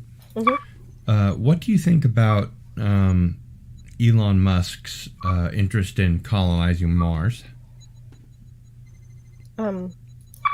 Well, not much because he hasn't done it yet. He's got to do it Well, first. no, but his First, you have to have timetable permission. his timetable is 2024. Okay. Well, he's not going to do it by 2024. Are you kidding me? We haven't even gone to the moon you need the moon as a launching pad That's not to get true. to Mars. According it makes to it Elon easier. Musk, he can do the leaving the Earth's atmosphere and going to Mars in one jump, although I think what he plans on doing is having a gateway in Earth orbit and then refueling for the trip to Mars there. And they're going to send a HAB first and some support buildings, and then everything will be ready for the first colonists when they arrive. Do we know who? Do we know who is going on this? Do we know? They don't have I'm not launch sure, but I'll I just know wait that till I see it. there was a British a reality show that was screening potential members, and because it's a reality show, it makes money based on people arguing, and you've seen reality TV shows. They're awful. Yeah. But this would eventually be reality TV in space. So it's not only people that want to go, people that are physically able to go, people that pass all the tests, but are also willing to be on TV almost all the time. And I think that would drive people insane on a trip to Mars, because I think even with Musk's technology, his rocket technology, I still think we're talking about a 6-month trip. Yeah, anyone who decides who goes on this trip is definitely risking their life. It's a one-way trip. Yeah, it's are you ready to leave all of humanity? And some people are. Well, you wouldn't leave all of humanity. You'd still have... most of them. You have like a dozen people, or 30 people, or however many are in the crew. Mm-hmm.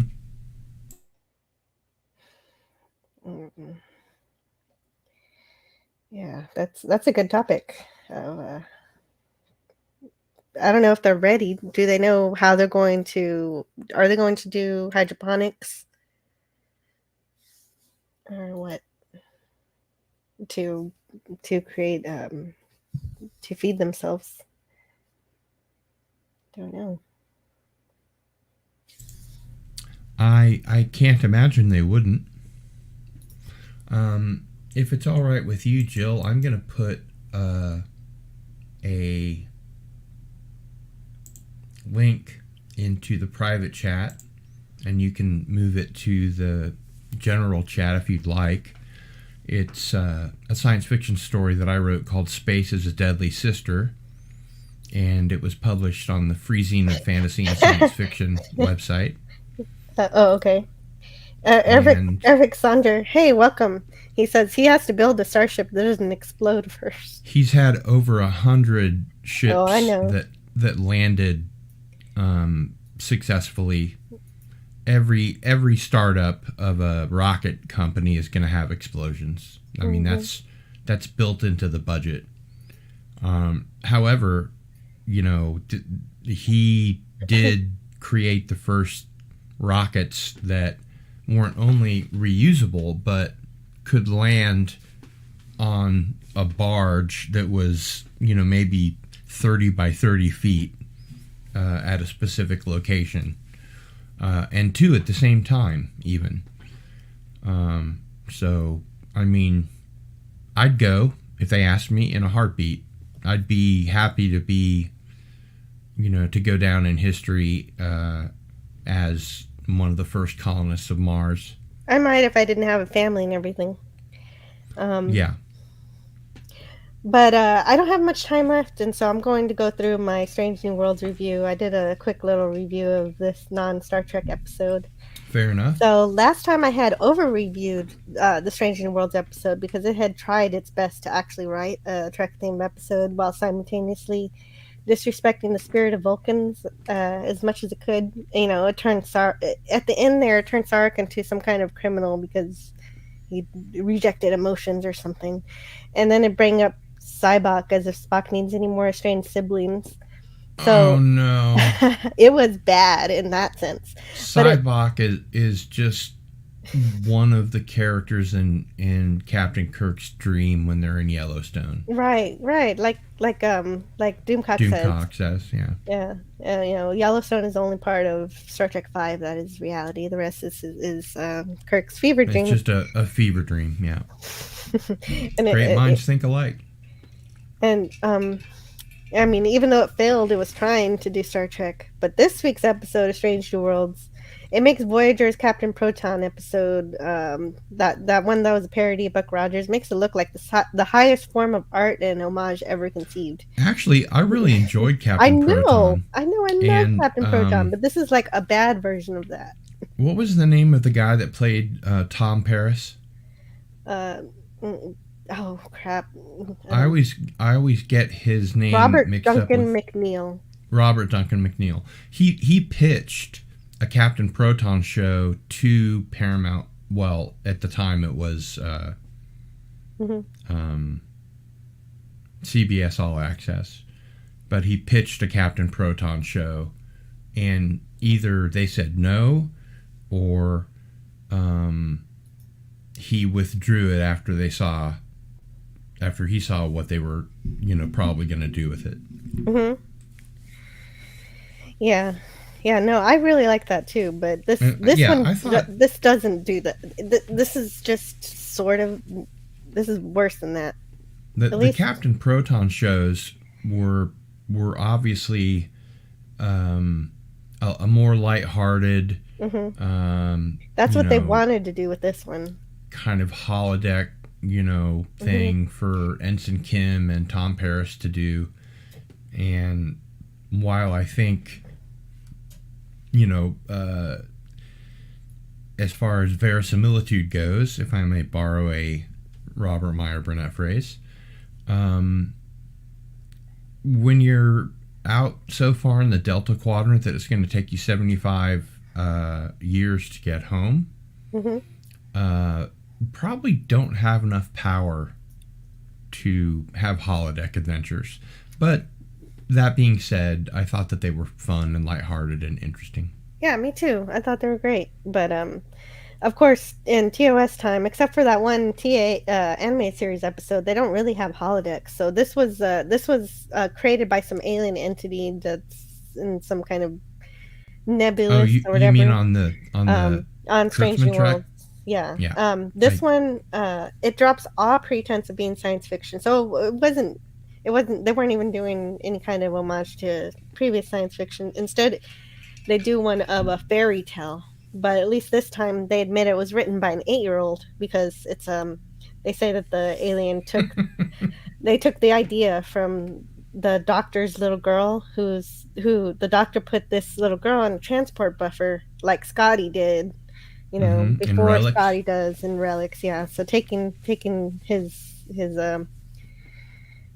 glory from that, or from figuring that out. But instead of putting them in a you've still got episodes being written by Akiva Goldsman and what the hell is that guy's name? I don't know. I tried to forget it. I have successfully, so maybe just as well. But all you need to know. These are the same people that have been in charge of STD and STP and all this other stuff. And it's really all the same, just with a new paint job. Well, they're trying to go with episodic shows like they did in TOS And Yeah, but if they're doing that, why do they always say previously on every single Strange New World exactly, episode? yeah, because it doesn't matter. And T'Pring met Spock Yeah. once when they were little With, kids mhm, and when they were betrothed in an arranged correct. marriage, and he didn't see her again until a mock time. Right. And for And his very first Ponfar. I guess everybody is saying, well, this takes place in an alternate universe. And so So I so then say, why well, doesn't then I CBS don't admit? care. I only care about this universe as Star Trek. Yeah, I know, but CBS won't admit that it's an alternate universe, so that Memory Alpha is just completely useless now.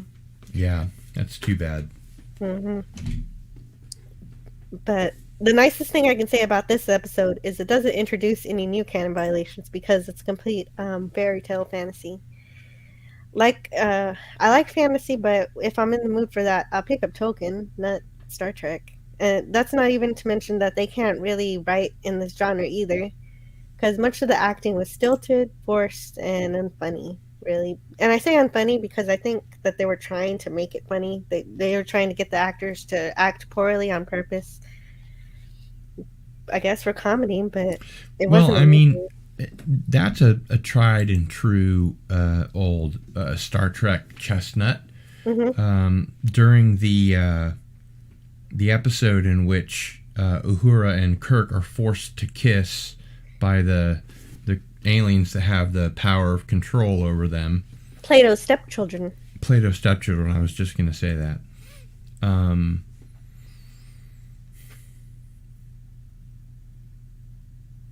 Oh. I was just going to draw a similarity between that and what we the Vulcan uh,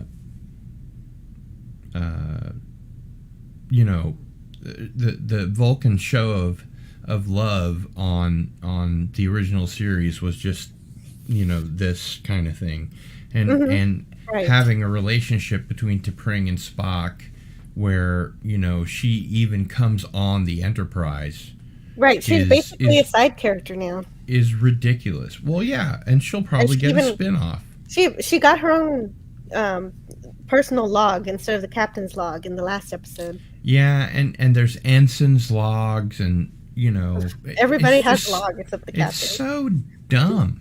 Well, everybody probably does have a log in Star Trek, but they only show the ones that are Right, important exactly. to the That matter. episode. You Hmm. know, um, Right. the captain's log supplemental. That those are things that are important when they come back from commercial and stuff like that. But this show really is not written for guys over 50 Hmm. or 40 probably, or gals that watch TOS and know better. Yeah. Well, see, I often take notes while watching these episodes, but not this time because it really wasn't worth it. What Now, what is when you really? say that, do you mean that you pause and take notes, Hmm. or Yeah, I do. okay? I do, and I God, I actually. that would drive me to drink heavily.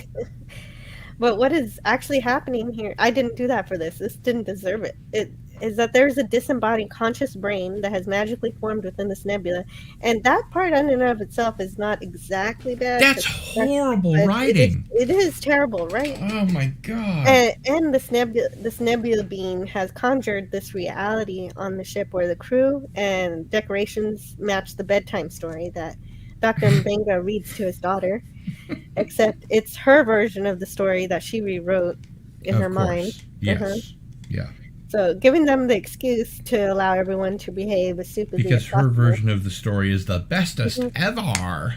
Yeah, it is the bestest ever because it puts two characters together that weren't together in the book. Did you hear about Lightyear's performance at the box office? Well, I heard it wasn't going so well. I know I'm not going to go see it. I'm not going to take my It kid to that. tanked because there was a two women kissing scene, and that was enough of a whiff of woke that once people heard about it, they decided not to go see it. It's the the lowest opening Pixar film of all time by several orders of magnitude. And this is why Disney executives were woken up in the middle of the night to have an emergency conference call. Well, I mean, I already checked out when there was no Tim Allen. I was like, if this is Buzz Lightyear, I need Tim Allen. Oh well. Um,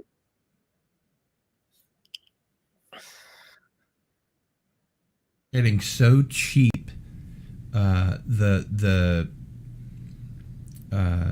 Kenobi series was really poor as far as the visuals go, and usually, their shows look pretty good. But I saw someone had side by side of a Star Destroyer from one of the films shooting, lasers at a craft, and then the one from Kenobi, and the one from Kenobi looks really blurry and dark and awful. And when I was watching the last episode, the season finale, or hopefully the series finale, I remember thinking to myself, this is all so dark. I mean, not in the emotional sense, but it's literally hard to see. yeah, I heard it's not shot very well. It doesn't look very good. It looks cheap. It doesn't look very good. The CGI is not so great. I mean, anybody can make lightsabers nowadays, but they just don't kill you. It's like you're, They're ornamental now, huh? Well, they're not ornamental, but they definitely slow down your opponent. Let's put it that way. They don't kill your opponent, but they slow them down. And at every opportunity, when Kenobi could have finished off Vader, he walks away, just like in the third prequel trilogy movie, The Rise of the Sith, or whatever it was. And Vader had several opportunities to finish off Kenobi, and the whole show was about, we must find Kenobi at all costs. Except when I actually find you, I'm not going to kill you.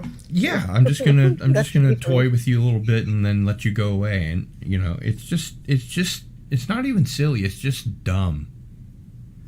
And this started out as a movie, and then it was made into a 10-episode series, and the guy that wrote it finished it.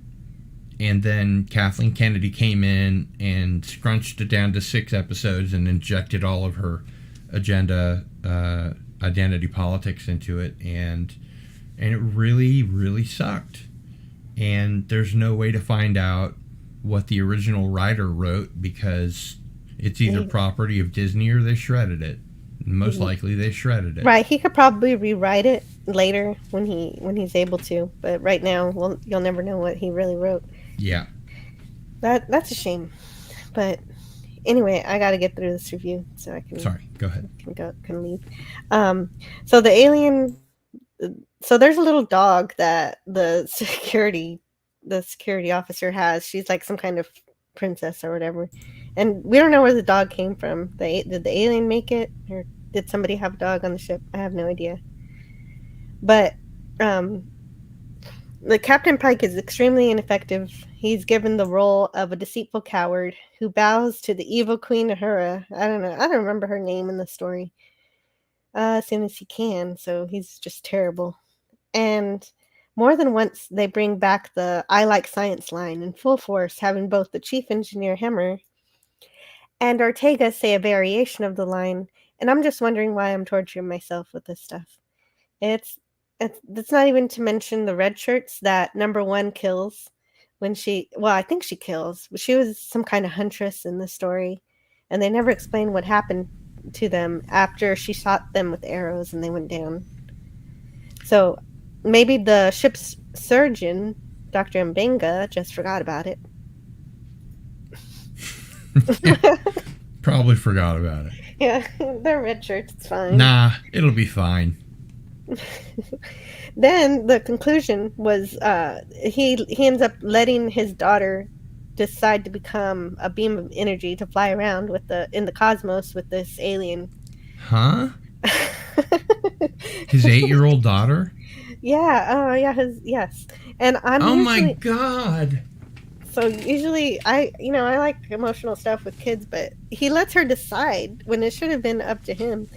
He gives her up so easily when it isn't even stated directly that I she would was going to much prefer my die. daughter become a being of light. Hmm. Yeah. And Sorry. and really, he could have put her into actual stasis where he wouldn't have to worry about the disease progressing, and it would give him a longer time to try to find a cure. But he just gives up completely. They never say why why he uses a pattern buffer instead of a standard stasis field. So that's why I keep bringing that Well, up. a pattern buffer would engage, theoretically, the filters that they use when people come on board. So that would have been too canon and too smart, I suppose, for the writers of Strange New World. Yeah, they have the magic transporter, and they don't even know how to use it, do they? That's right. It would be one thing if he just, if he put her in stasis and stuff, like I said, but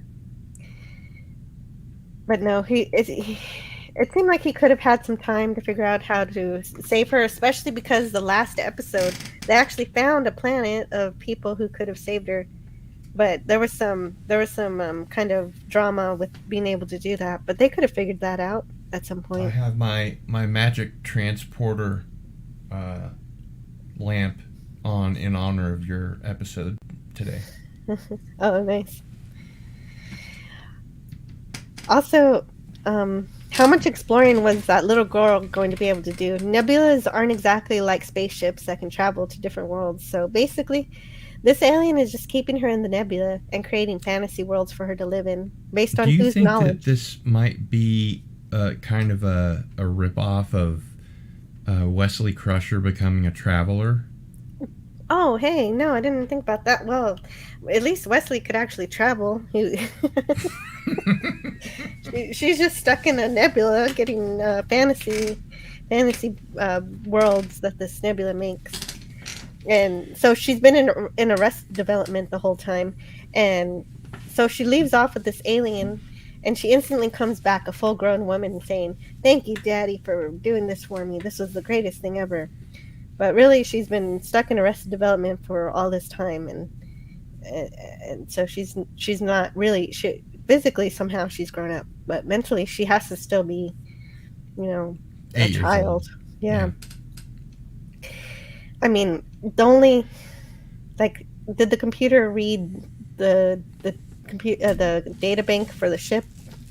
Probably not, because their show isn't that smart. But anyway, there's that. That's Strange New Worlds. Bleh. That's terrible. And I was going to have a UFO review because I've been reviewing UFO, but I didn't have a chance to do that this week. You do know that Plomeek is a kind of broth or soup, not tea, right? There is also tea. There's Plomeek tea? Mm-hmm. Yeah. T'Pol drinks some in the series finale Enterprise, of yeah, Enterprise. Right. Yeah. Made for her by Commander Chef. Riker. Oh. Yeah, the chef. Oh, wait, Commander Riker wasn't in Enterprise. He was in the last episode. These are the voyages. Well, he was the chef. Mm-hmm. Yeah. So he was playing the chef character. Right. Anyway, I've got to go now. So thank you so much for hanging out. Thanks for hanging out with me, Cardinal Sin. Sure. Thanks for everybody being in the chat today. Captain Cockney Spock, see you there. And Dalek. Great to see you too. Dalek is going to be on Potato Revan's channel later to talk about the Orville episode. Oh, I've got something to plug. Okay. At 4:30 Central, I'm going to be on Maria with T and Telly with Cameron Pashaw. And it's Paranormal Night. The last Friday of every month is Paranormal Night on Maria with T and Telly. And so I am going to be guest co-hosting, which I've done before on her channel. And then That's great. I believe the 29th, he's going to be on my channel on Into the Fringe, and Maria will be co-hosting that with me. Hey, that's awesome. Yeah. And also you've got your other shows and everything throughout the week. Yeah, but this is something that's happening today, so. Yeah, so today, go to Maria with T and Telly. What time again? 4:30 Central. 4:30 Central. Awesome. And also visit Dalek. Oh, what is this?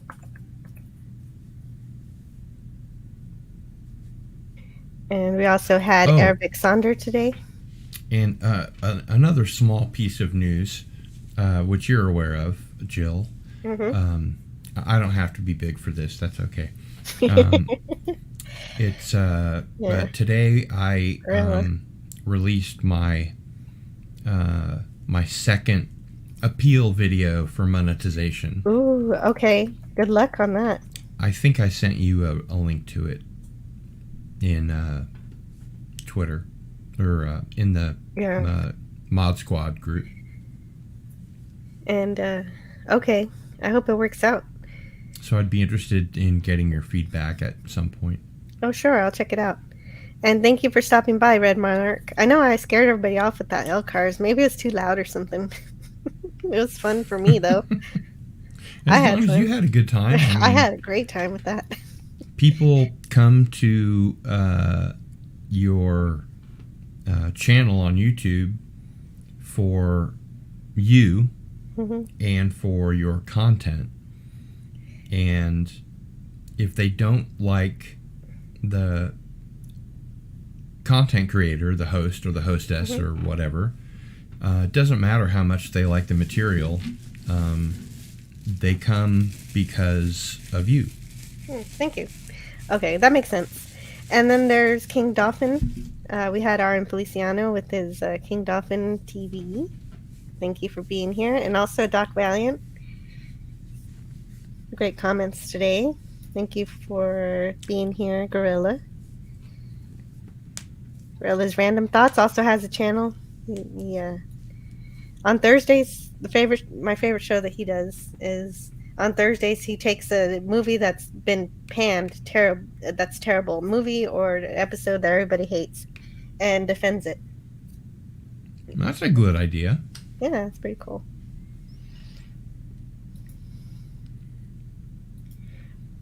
And I don't really have anything to take us out with.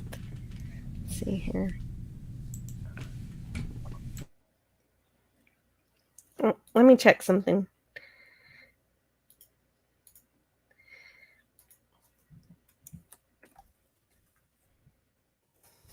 Let me check Hulu's YouTube to see if we have the new Orville trailer or not. No, I don't see it.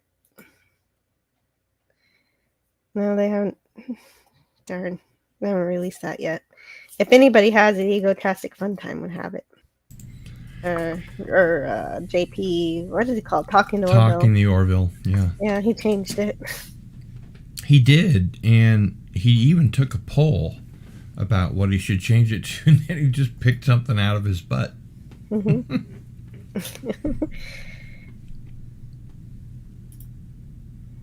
Oh my. I only have an hour until I have to be on with Maria. Yeah. Well, I'm quitting anyway, so I don't have don't have any.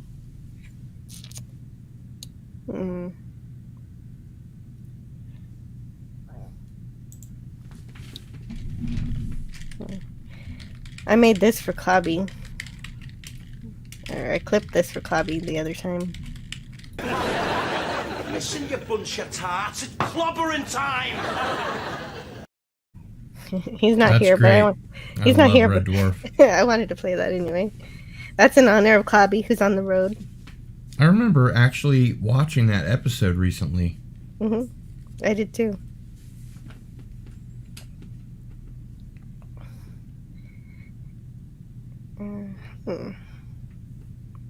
Nothing to play us out with, huh? I'm just gonna do this then. Little Lieutenant Dan. Okay.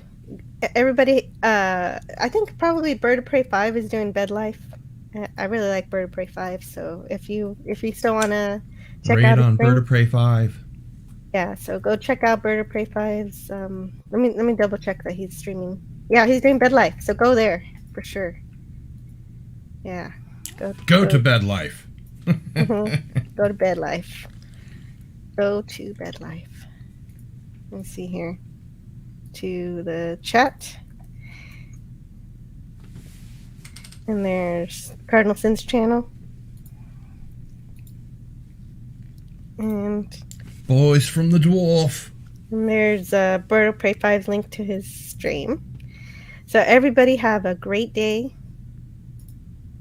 And I'll see you guys on Tuesday with my review with Pop Culture Curator of the episode Gently Fallen Rain. And until then, to infinity and beyond. You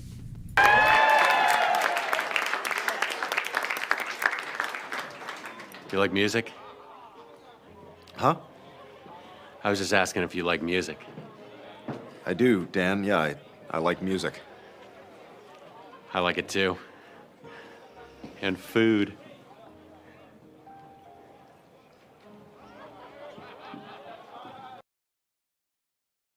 Oh, actually, that reminds me. I forgot something very important. I forgot to close my poll. I had a poll going here about who everybody's favorite engineer was from the Orville. And I voted for Lamar. And I had 12 votes. You voted for Lamar. I don't get a vote, or I would have voted for Yaphit, who turned out to be our winner. So I'll end the poll. I've never heard of Unk. He's the tardigrade. I couldn't think of another one. So They have a tardigrade on the Orville? Yeah, the one who sold the pornography to Bortus. Oh, yeah.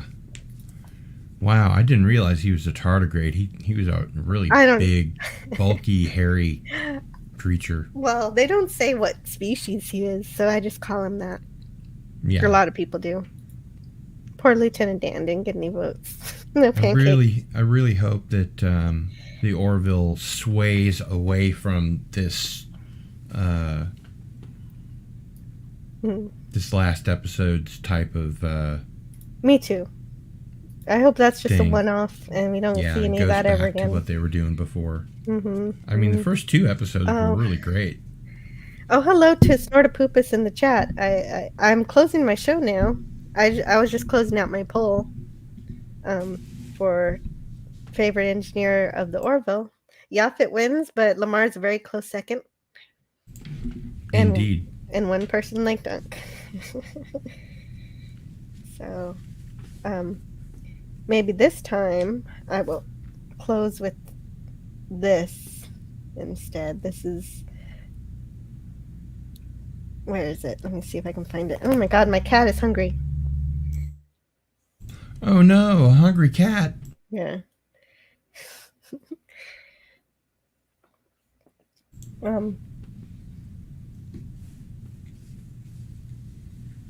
Okay, I'm gonna show this test flight because I never showed this clip when I did my review of the first episode. So I'll close this time with this one instead. There's this test flight.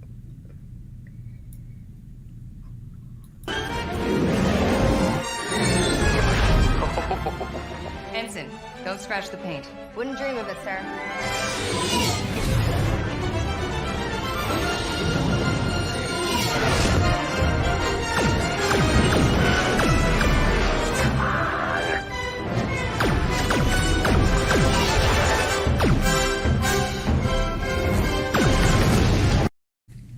Okay.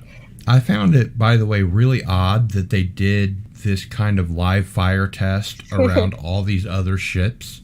Yeah, right And in the dock. I wanted to ask you a quick question before we Sure. sign off, Jill. What do you think of characters on the Orville calling female superiors sir? That's fine. That's what they do in the Navy, so that's totally cool with me. Ah. And they did it on Star Trek too. They did. Yeah. So I was it just curious what follows. your feelings were about it. I think it's great. Right Fantastic. on. Wonderful. And I hope everybody has a fantastic day. Check out Tea and Telly. Check out Potato Revin. Lots of great stuff on Friday. Also check out Dimcock tonight for Friday Night Frolics. Oh, yeah. Good night, everybody. I mean, good night. Good afternoon. Have a great day. Bye. Bye. Good tea. Nice house.